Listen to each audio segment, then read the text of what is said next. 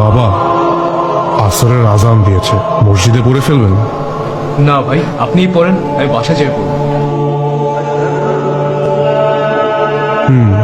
বাসায় গিয়ে? এই ট্যাক্সি যাবা? কোথায় যাবেন মামা? এই তো পান্থপথ।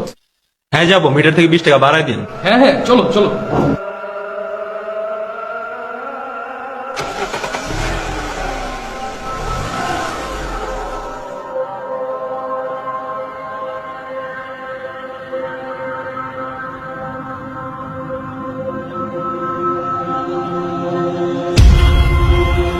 আরে আপনি এখানে?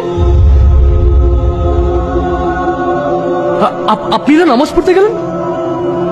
নামাজ? নামাজের তো আর এখন সময় নেই।